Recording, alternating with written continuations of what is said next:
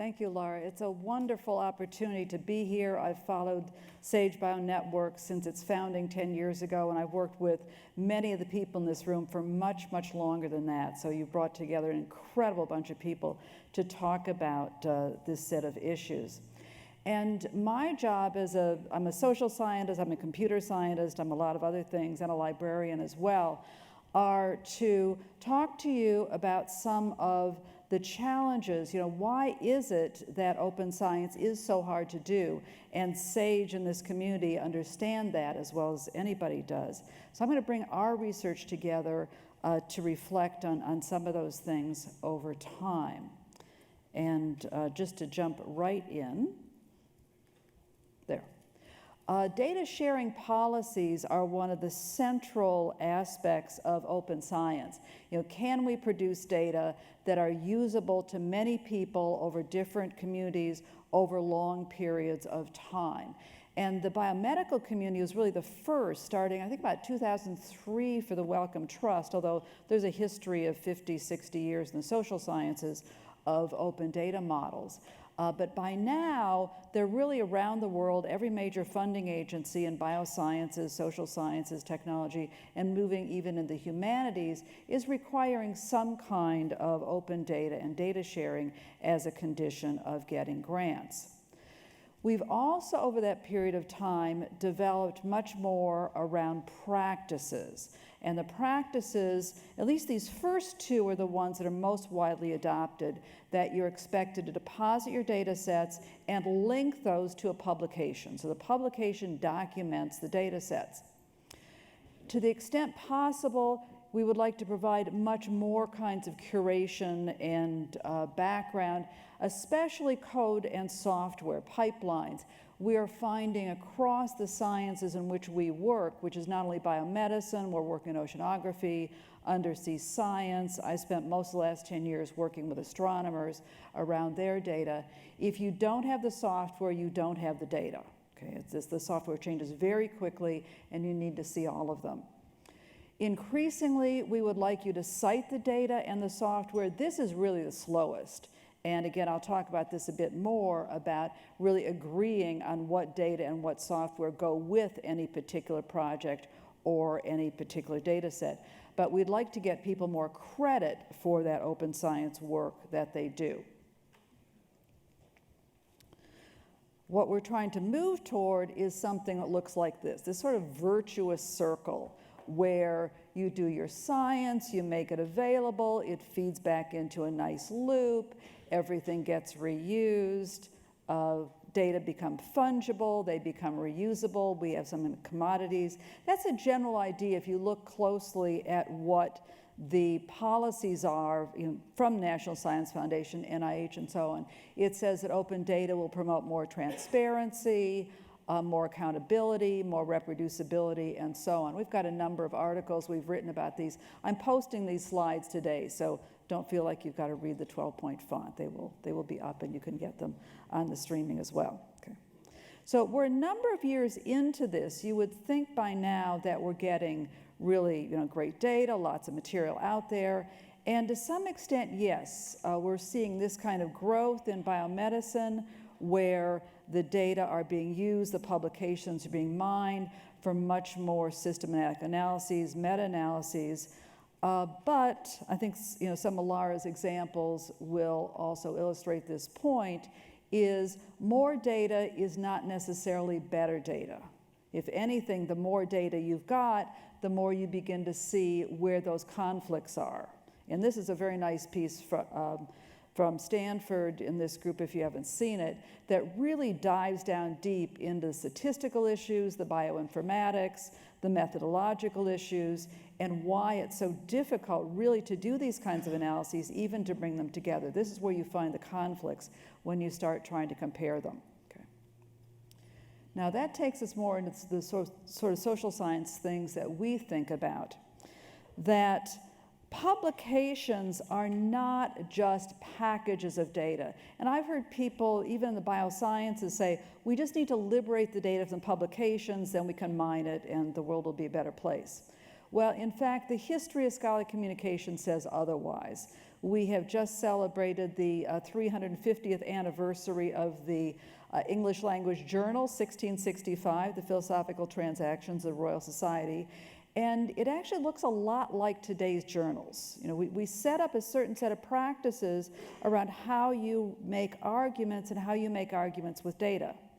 We can use the same data to make different arguments, and we can make the same arguments with different data. You've got to have that narrative. You've got to have that explanation of what you are trying to do to make sense of those data. Further, this keeps coming up across all the different disciplines and domains we study, is that the publications and the data rarely are a one-to-one mapping. One journal article might be the result of many different studies, and one long study may result in many different journal articles. You slice, you dice, you package, you reach different audiences. So having the set of publications doesn't get you the sets of data. Having the sets of data does not get you the literature of any given field. This is really the deepest part of all of it, is the notion of data is not readily agreed upon. And we're now getting more of us diving into kind of the history, the philosophy, the metaphysics of what are data in the first place. How many people in this room use mice as a model organism? Okay, quite a few. Okay. One of the projects that I'll have some slides in a few minutes that Irene Pasquetto did for her dissertation out of our group was working with 4 different model organisms looking at craniofacial deformities. And what you find is those groups, even though they worked together for many years to look at data sharing, they didn't even entirely agree on what a face was in dealing with craniofacial deformities, because the way they express themselves differs by model organism. That mouse is not the data, it's what you do with the mice. Some of you are feeding it things, some are looking at genomes, some are looking at behavior, some of you are doing surgery on them. It's what you do with it becomes the data. When you get down into those data sharing policies from NIH, NSF, Wellcome Trust, whatever, you will not find very clear definitions of what are data or just what you're expected to share. There's a whole lot of it that's in the eye of the beholder, and it's hard to bring these things back together again. So let me give you some examples from our work. First, for Deborah Estrin, who is our principal investigator, executive director, and fearless leader for 10 years of the Center for Embedded Network Sensing. This group brought together 5 universities, 300, I think maybe 350 people over the course of the decade we worked together. And as Laura was saying about you get diverse people together, you get more generative, that's certainly what we had here. Okay. We had environmental sciences, ecology, oceanography, genomics, seismology, design studies, statistics, information science, education, really just an amazing group of people brought together under this one umbrella. And so you get this really generative kind of research, but that also means you don't have much of a baseline. You know, what is it you're going to compare to? And yet they still needed some baselines to compare to ground truth, we kept finding. And defining ground truth was itself about as hard as defining data over time, as we know. But they did go to the US Geological Survey, they went to NASA, they went to NOAA, they went to Oceans and Atmosphere, they went to state data. They did find things they could compare, but it would compare for a particular project. One of the engineers that we talked to famously said, you know, temperature's temperature. This is probably the most common variable that you saw across all of SENS. And he or she could find almost anything to be a reference point if the sensors got the same temperature day in and day out, the batteries didn't crash, and various other things we went through and reboot in the first stages of the sensor networks. You know, things were pretty much okay. Biologist, working in the same group, okay. This was good, you know, the temperature was just fine as background comparison data for this group, but not for this group. There's more foreground data they needed to integrate, and for this biologist to trust the sensors built by this group, He set them up next to each other for 365 consecutive days with 3 different temperature sensors next to each other. That's what it took for him to ground truth and trust those data.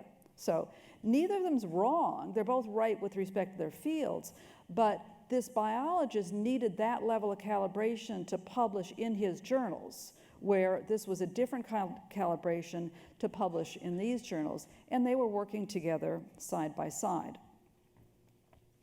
Now, we find very similar things in the biosciences. Again, this is from Irena's dissertation, and she participated in your winter meeting in New Orleans, is the bioscientists with this was the craniofacial deformity study, were able to get a lot of things from genome browsers and make comparisons and zoom in, and they did literature reviews, data reviews pretty much every day, very core to the kind of work that they did. And yet, much like that biologist in SENS, when they wanted to bring data together from multiple places and integrate and do new studies, then you got into these very fine details of the pipelines. Okay, this was not generic data. This is very local, decision by decision that had to be made to get from one point to another. You have much more fungible data when you're thinking about what you can get from those genome comparisons, not so much when you're looking at this very local, getting away from the more engineered kind of data. So this is the theoretical framework that we've been developing.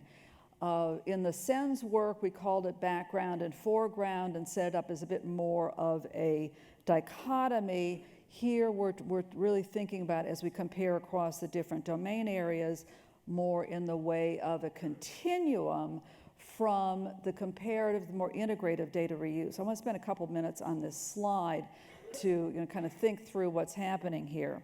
So on the comparative, the ground truthing side, these are the data that are more fungible, more comparable. They're kind of built and deposited and made available so that people can use them in different places over time. It's routine practice. The people in biomedicine said they do this every day. We also found even in SENS that it's such a routine practice, they don't cite those data. Everybody knows you do things this way. And so you won't know how much the U.S. Geological Survey data were used because they never get mentioned. You just know that that's how the methodology gets done. In the social studies of science, we call that more interactional expertise. You have a good idea that these data are up to the standards of your field, so you can trust them, and that's enough to be able to trust them and reuse them. Whereas when you want to use somebody else's data to ask a new question, integrate with yours, compare them, we found that happened maybe a few times in a career.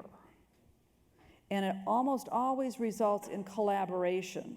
Because even if those data are in an open database, you don't know enough about them. You don't know enough about those fine details, those little bits of tacit knowledge that are required to reuse them. And so you get new collaborations, you get new papers, and other kinds of people community building around using those. That's a much more rare and emergent practice. This is where the tacit knowledge, the more contributory expertise comes in. So different kinds of data, and this is part of the challenge. Now, why is that? Well, think about it. Who really does the data collection? In most labs, it's the grad students, it's the postdocs. And we learned early on in SENS that you could talk to the PIs and say, what are data and where's your data? And it'd be kind of, I think they're on Mary's laptop and she passed them to Joe, and I hope those are backed up. They're not the people who really know what the data are or where they come from. We found we have really worked our way down the food chain to figure out who had the hands on the instruments. And we also found things, not only did we find spreadsheets with unlabeled rows and columns, but we found tin foil over sensors and various other things kind of tweaked in the field. And the tin foil on the sensor doesn't get into the metadata. Okay. That's not the part that gets documented. But if you really want to use those again, that's what you need to know. Now, all these people that, they've got a project, they've got a dissertation to finish, they've got a grant deadline to get done. They're not professional metadata specialists. They're not data curators. Now, you've got bioinformaticians in the bigger labs, but not that much of the science really gets done that way. These people have a job to do. Everybody has legacy data. I take pictures of legacy data all over the place. Would that the cloud look like that? That you could just plug your Ethernet in the cloud. This in the middle, this is much more what data migration looks like. It's the getting the hammer to get the squares into the circles into the other kinds of data. It's getting these things together, and this changes constantly. Those beautiful pipelines that Dan Atkins is going to solve for us, the National Academies, and Laura's going to help Dan solve that for the National Academies. Every piece of that pipeline is calling 14 other bits of software, every one of which is going to change over time. Okay, so it's all of this real people, real hands-on on the ground that is involved in getting us there. I know SAGE is working on the FAIR principles. The FAIR principles, and there's a poster out here on the FAIR principles as well, is a wonderful aspiration, is where we should be thinking about going, but actually each one of these is a stovepipe. Okay. Findable by whom, with what interface, over what period of time. Okay. Accessible by whom, in what language, in what domain, how much do you need to know about it.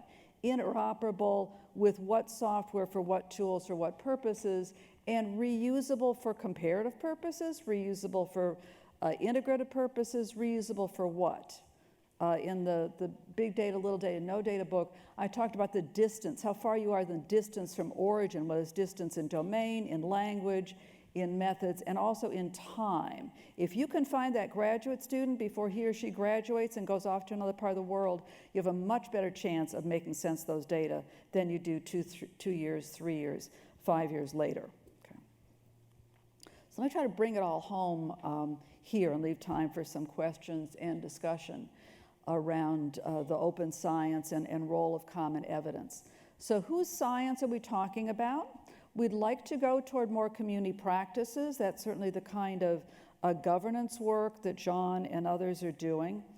But at the same time, you've got to realize that a whole lot of this science is very much local. It's investigators with their own hypotheses, their theories, their methods, their models, and their own code. One of the astronomy groups that we work with is kind of lets everybody do what they came with. So you've got in the same group of a dozen or so people, you've got Python, C++, and R, and a whole lot of Fortran code still floating around as well. Okay. So astronomers still use Fortran. It's very efficient for the kinds of things that they execute. And you've got some groups that want to standardize, everybody use whatever the latest thing is. But then you've got others that say, let's get people up to speed quickly by letting them use whatever they've got. So you end up with a lot of spaghetti code all mixed together. Whose data? I don't want to suggest this is quite that tight dichotomy. Let's think about it more as a continuum. But you've got, there's some kinds of survey data. We see this also in astronomy, the Sloan Digital Sky Survey, the Large Synoptic Survey Telescope, where you are generating data for the purposes of comparison. Those are intended to be fungible and reusable. Things from the Hubble Space Telescope, more papers are now being written from the legacy data than from the new observations. It can be done. I think it's easier to do in the physical sciences than the biological sciences. But a whole lot of data really is always going to be local and it's going to be specific, and when you want to use it for integrative purposes.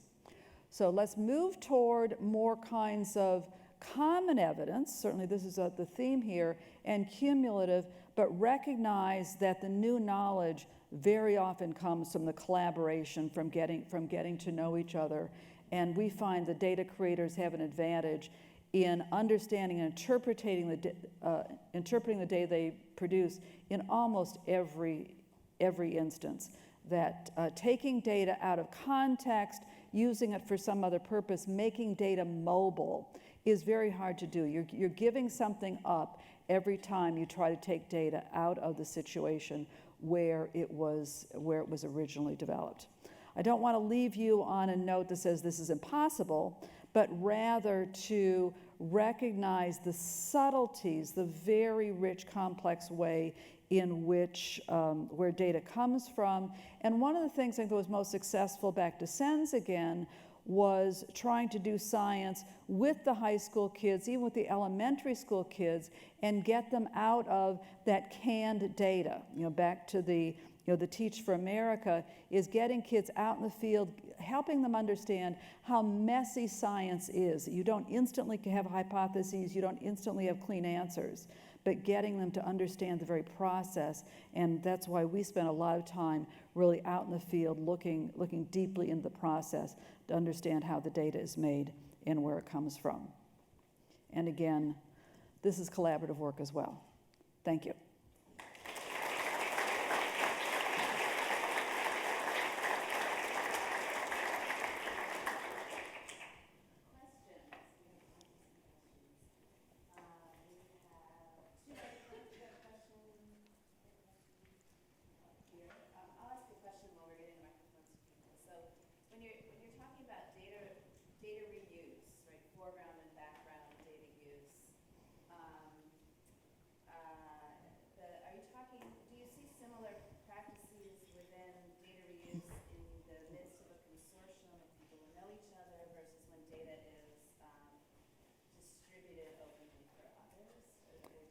Absolutely. So when people are collaborating with each other, and especially if they're in the same physical place, if they can talk to each other, that becomes often more of a use than a reuse. We've found also to resist the idea of dividing up practices by domain, because you get two people working at a bench side by side who came from different training, they know different software, different methods, different tools, and over time, those begin to merge. They learn from each other, and at the end of the day or the week or the month or the year, you've got some hybrid blend of methods and different fields. So again, we've resisted, there's a lot of work in the social studies and sciences. Astronomers do it this way, biologists do it this way. And if you put an astronomer and biologist or an astrobiologist together, you're going to find something that's going to merge and change and diverge over time. Yeah, hi. You've raised a lot of interesting, this is over here. There, thank you. Ravi Pandey with Microsoft Healthcare. You raised a lot of interesting questions and problems. Have you developed at this point any sort of best practices, or are there particular examples of processes you can point to that have been particularly successful? So the question is about what practices or processes are most successful. Document early and often is the most successful. And we do a lot of teaching in this area too. I try to get, particularly graduate students, people early in their scientific career, to think about their data as assets, rather than something that is sort of transient, goes the paper and on out the other side and you go on to the next one. If people begin to think of these as assets that they can use for themselves, that they can keep reusing, that they can barter with other groups to enhance their career over time, then they're more likely to curate them and take better care of them. So I think it's the thinking about the value of your data and the value of making them usable for science more generally as early in a career as you can is a way forward in data science.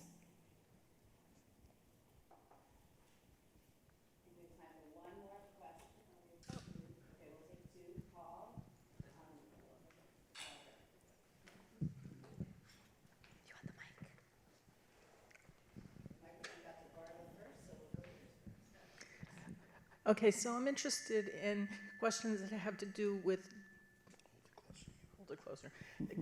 Sorry. And away from that. Okay, I didn't think using the microphone was the hard part. I'm